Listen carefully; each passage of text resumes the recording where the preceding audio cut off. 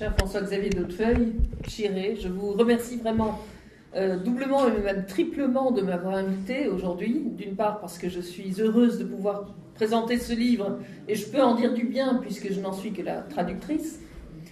Deuxièmement, c'est un immense plaisir pour moi d'être à Nantes parce que c'est là que j'ai fait mes études.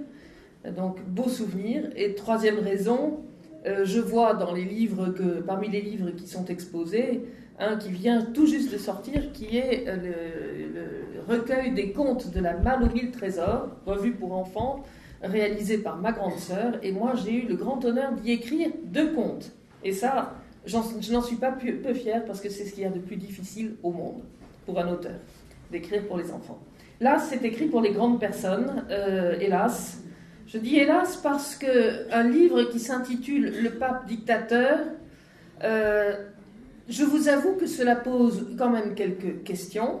Lorsque les presses de la délivrance m'ont proposé de traduire ce livre, je me suis vraiment posé la question de savoir s'il était bon de le faire. Est-ce que c'était vrai? Était-ce opportun? Après tout, s'en prendre ainsi à la figure, malgré tout, du pontificat, s'en prendre au doux Christ en terre, comme disait Sainte Catherine de Sienne, mais il est vrai qu'elle n'avait pas non plus sa langue dans sa poche lorsqu'il s'agissait de lui faire des reproches. Entreprendre une telle démarche demandait quelques réflexions. Et puis, bien sûr, j'avais lu le livre en anglais. Il a paru sur Internet sous pseudonyme Marc-Antonio Colonna, amiral de la flotte de Lépante. Ça pose un peu le décor. Je l'avais lu, j'ai enquêté un peu à droite et à gauche pour savoir si c'était sérieux, si ce qui était raconté était vrai, justement. Et il semble bien que oui, sinon je ne m'y serais pas engagée dans cette traduction. C'est extrêmement sérieux, c'est très documenté, il y a des centaines de notes, et puis s'il est vrai qu'il y a 1 ou 2 rumeurs qui sont évoquées à propos de la figure du pape François, on va y venir, ces rumeurs sont présentées comme des rumeurs. Donc c'est quelque chose qui me paraît fondamentalement honnête, écrit par un chevalier de l'ordre de Malte, historiographe de l'ordre de Malte, réputé pour son sérieux. Et à l'époque d'écrire, à l'époque où je l'ai traduit, il était déjà suspendu pour avoir signé ce livre lorsqu'on a connu son identité, parce qu'elle s'est révélée au moment où il l'a publié en papier, en version papier en anglais. Nous avons eu l'occasion de rencontrer des chevaliers de Malte, mais de haut niveau, qui m'ont dit « Bravo, allez-y madame ». Donc je me suis dit que ça devait être quand même un travail extrêmement sérieux. Était-ce opportun? Opportun, c'est sur ce plan-là que je voudrais vous parler rapidement aujourd'hui, parce qu'il me semble en effet que dire la vérité à propos du pape François aujourd'hui, c'est véritablement rendre service à l'Église, et j'espère aussi que c'est une manière de lui rendre service à lui, parce que nous sommes tous catholiques ici, je pense, nous avons le souci de notre Sainte Mère, l'Église, et donc nous devons avoir le souci de prier pour elle et de prier pour le vicaire du Christ. Pour le pape François, je ne vais pas m'engager dans des considérations, comme le font certains, de la validité de son élection ou non. Je n'en ai rien à faire. Moi, ce qui m'intéresse, c'est le pape visible, le pape François. Nous devons, me semble-t-il, prier plus que jamais pour lui. Pourquoi? Lorsqu'il est arrivé sur le balcon, sur la loggia de Saint-Pierre, on a vu un homme extrêmement souriant, très avenant, très simple, jouant même de la simplicité. Et on pouvait se demander ce que cela nous réservait, d'autant que moi, la seule connaissance que j'avais de lui à l'époque, c'était quelques écrits qu'il avait produits en Argentine en tant que cardinal Bergoglio au service de la vie, contre l'avortement, contre la mouvance du diable. Je me disais, ça n'est peut-être pas si mal que ça. Mais il y avait ce rejet délibéré de certains symboles, et puis manifestement une satisfaction d'être là. Et c'est ainsi que démarre le livre de Henri Cyr, ce chevalier de Malte, de l'ordre de Malte, qui depuis lors, je vous l'ai dit, a été suspendu et même exclu désormais de l'ordre de Malte. lui, il y a vu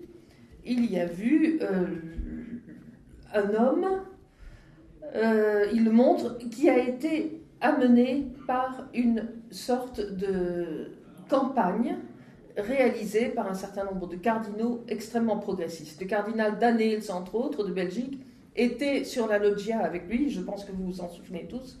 Ce cardinal qui est impliqué dans des histoires d'occultation, d'abus sur des enfants, etc. Ce pape était quand même drôlement mal entouré. Et c'est l'une des forces de ce livre que de montrer que son élection était certainement voulue, sinon manigancée, mais certainement voulue par une équipe de cardinaux très progressistes qui se réunissaient tous les mois, ou assez régulièrement dans la petite ville de Saint-Gall en Suisse. Le cardinal Danneels, donc le cardinal belge, a pu dire en souriant « Nous étions la mafia de Saint-Gall ». Quoi, une mafia pour choisir un pape ou favoriser son élection, c'est quand même inquiétant. En l'occurrence, c'était avant 2005, avant donc l'élection de Benoît XVI, que ce groupe avait pour ambition d'empêcher à tout prix. Ils n'y ont pas réussi à ce moment-là. Bergoglio a reçu quelques voix. 8 ans plus tard, c'était fait, et Bergoglio était élu sous le nom de François. François, donc, qui très rapidement va semer la confusion par sa manière de parler, d'écrire, de dire une chose, de dire son contraire. Je me souviens très bien, à l'époque, on devait être à la fin de 2013, j'avais signé un éditorial dans Présent, où je travaillais encore, sous le titre « Le pape de la confusion ». Et Jean Madiran m'avait appelé, il m'avait dit « Écoutez, Jeanne, vous avez dit exactement ce qu'il fallait dire. Je souhaite que ce soit vous qui vous occupiez de ce sujet, parce qu'il faut aller avec beaucoup de prudence, ne pas monter les gens contre ce pape, parce que c'est le pape. Mais il y a des choses qu'il faut dire, et là, vous avez parfaitement raison de dire cela. Il est le pape de la confusion. Moi, je l'ai constaté assez souvent par la suite. Lorsque le pape François a donné des entretiens en espagnol à une journaliste amie, en l'occurrence c'était Elisabetta Piqué d'un quotidien argentin, je peux vous dire que la traduction se révélait quasi impossible. Pourquoi ? Lorsque je lisais la traduction qui paraissait dans la presse anglophone ou francophone, eh bien, c'était cohérent, ça se tenait à peu près. On voyait bien où il voulait, ce qui était exprimé. Mais lorsque l'on écoutait ce que le pape disait en espagnol, ça partait dans tous les sens, et il était impossible de traduire cela de manière cohérente mot à mot. Impossible. Il fallait vraiment l'arranger. C'est une marque de ce pape. Je ne sais pas quelle est la raison. Nous ne sommes pas ici, je dirais, pour porter des jugements au fort interne. Nous n'en avons absolument pas le droit. Je pense que nous n'avons même pas le droit de juger ce pape, puisque nul ne peut juger le pape. C'est le droit canon. Mais en revanche, il nous est, en tant que catholiques, demandé de réfléchir, de voir que la doctrine aujourd'hui, et puis un certain nombre de communautés, et puis un certain nombre de choses à réformer dans l'Église, vont dans le mauvais sens. Et ça, nous avons notre intelligence de chrétiens pour regarder cela, pour voir cela, et pour avoir un avis. Je dirais que moi, je n'ai pas connu la crise de Vatican II. Je n'ai pas connu, sinon toute petite fille. Hein, j'ai connu je suis née en 62, donc j'ai connu les débuts des changements liturgiques. Nous étions en Amérique du Sud à l'époque, ça commençait, c'était déjà dans l'expérimentation, alors que l'Europe allait suivre un peu plus tard. J'ai l'impression que dans ces années 1962, 69, 70, on a vécu une situation un peu comparable à celle que nous avons aujourd'hui. Beaucoup d'interrogations à l'égard de décisions prises au niveau du Vatican, par le pape lui-même ou par ceux qui l'entourent, beaucoup de questions, beaucoup d'inquiétudes. À l'époque, c'était avant tout une inquiétude, une révolte, une réaction pour la défense de la liturgie traditionnelle. Aujourd'hui, nous sommes davantage dans une révolte, une réaction, une volonté de défense de la doctrine, notamment morale, de l'Église. Et à l'époque, souvenez-vous, la France était quand même en pointe. Alors je pense à tout ce qui s'est fondé à l'époque. Bon, il y avait Jean Madiran avec Itinéraire intervenait beaucoup. Il y avait des prêtres à droite et à gauche. Il y avait Monseigneur Lefebvre.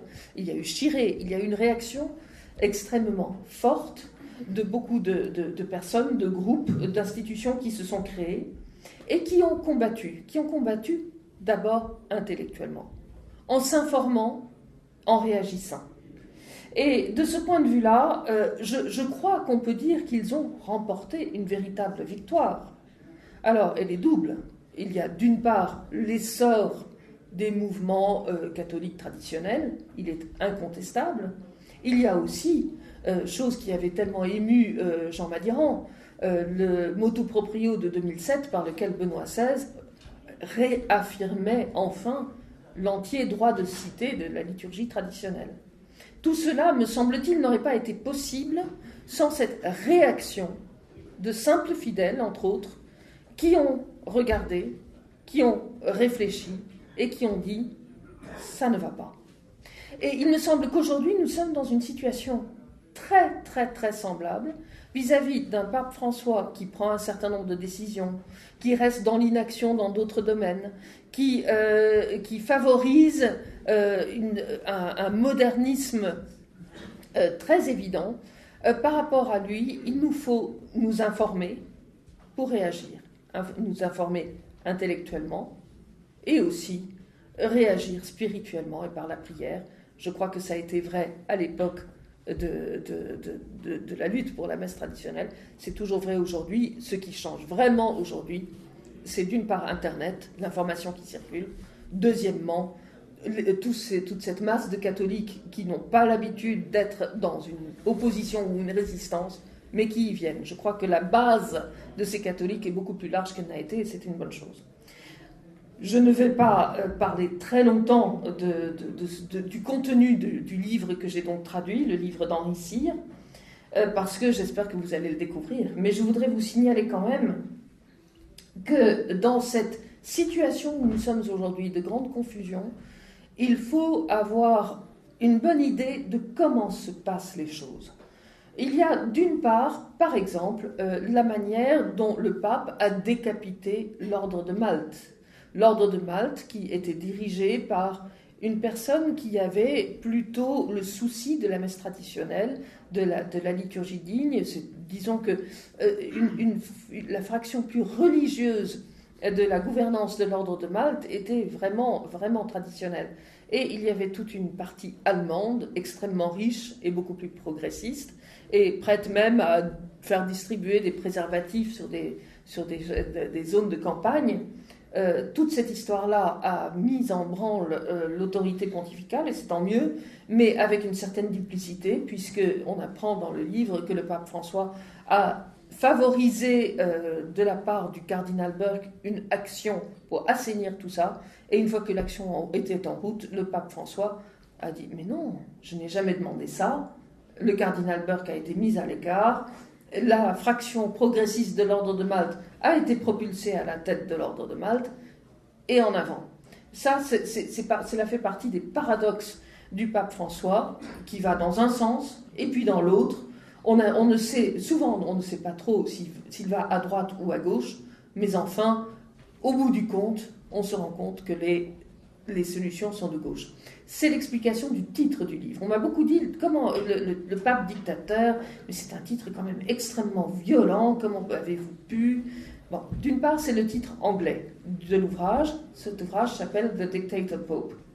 Et en français, oui, c'est vrai, c'est un titre qui accroche, mais quand on suit le raisonnement de l'auteur, on comprend très bien ce qu'il veut dire. Il évoque un pape argentin, un pape qui a été très admiratif à l'égard de Juan Perón, et un pape qui, en tant que jeune prêtre et en tant que jeune évêque, puis cardinal, a conservé cette admiration pour le, entre guillemets, dictateur Perón. Perón, qui était capable de dire blanc le matin. On raconte l'anecdote plus ou moins apocryphe de son neveu à qui il demande de l'accompagner. Le matin, il reçoit des syndicalistes de gauche. « Ah, mais vous avez parfaitement raison, dit Perón, faites ce que vous faites, continuez. » Eh bien, l'après-midi, il reçoit des patrons de l'équivalent du MEDEF argentin de l'époque. Ah, mais messieurs les patrons, bien sûr, vous avez raison, les syndicalistes sont tous épouvantables. Et le neveu dit, mais enfin, mon oncle, vous voyez bien que vous dites une chose le matin et le contraire l'après-midi. Ah, tu as bien raison, mon neveu est réputé avoir répondu per homme. Autrement dit, un coup à droite, un coup à gauche, un coup au milieu. On ne sait jamais quelle est la pensée véritable, mais au fond, il y a une orientation qui suit. Cette orientation, on la voit très bien, et ces contradictions, on le voit très bien dans un chapitre qui m'a passionné dans le livre sur les finances du Vatican. Une fois de plus, la situation que trouve le cardinal Bergoglio en arrivant comme pape François, elle est déjà fortement dégradée à beaucoup d'égards.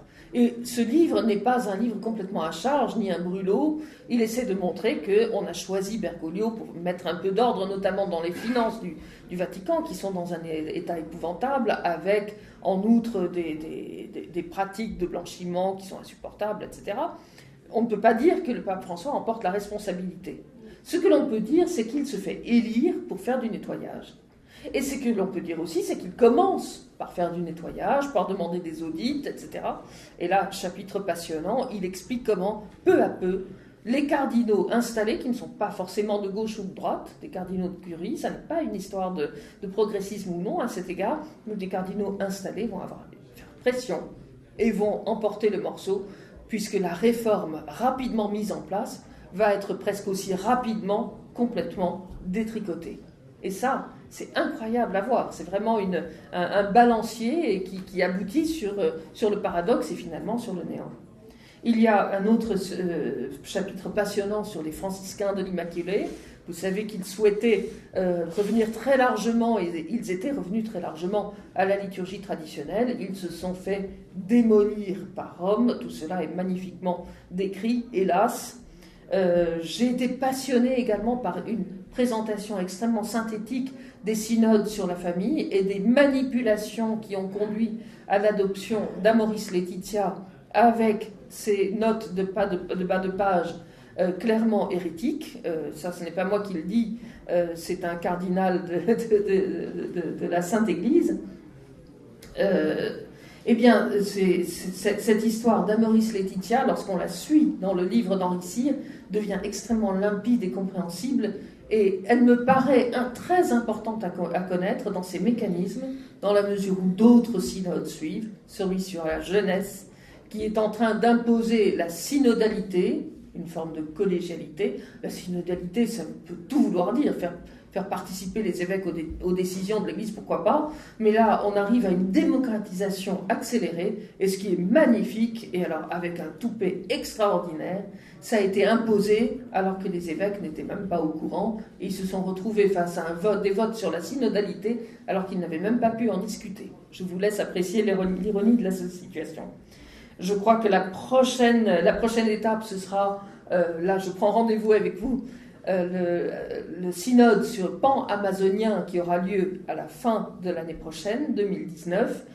Une fois qu'on a compris la manière de faire, eh bien on lit les choses d'un autre œil, je vous dirais.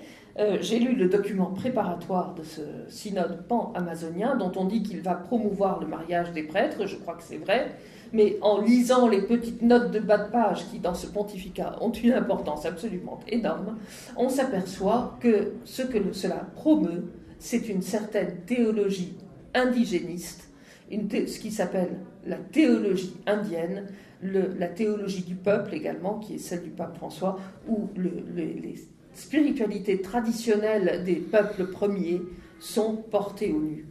Et il me semble que pour nous autres chrétiens, nous autres catholiques, qui avons vraiment le souci de l'Église, il est important que nous soyons vraiment informés de tout cela, que nous en soyons informés et que cela augmente sérieusement notre souci de l'Église, notre souci de la vérité, notre souci de prier pour l'Église et de prier pour le Saint-Père, parce que, après tout, c'est ça qui est à notre portée.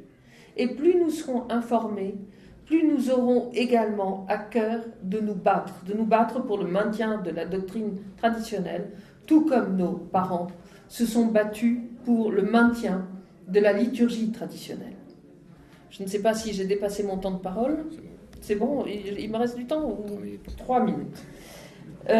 Donc, pour vous dire rapidement les choses sur... pendant que la traduction de ce livre, je ne vous cache pas que j'ai eu de sérieux moments de déprime.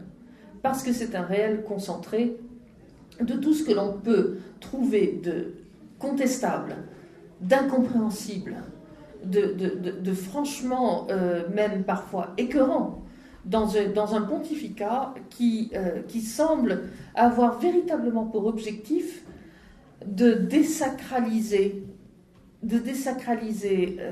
notre foi, de saper ce que nous croyons, de saper notre morale traditionnelle. On a parlé d'Amoris Laetitia et de la fameuse volonté d'ouvrir la communion aux divorcés remariés. Et Dieu sait si cela a fait couler énormément d'encre. Ce que j'ai constaté à l'issue de ce travail déprimant, c'est qu'il y a aussi beaucoup d'espoir.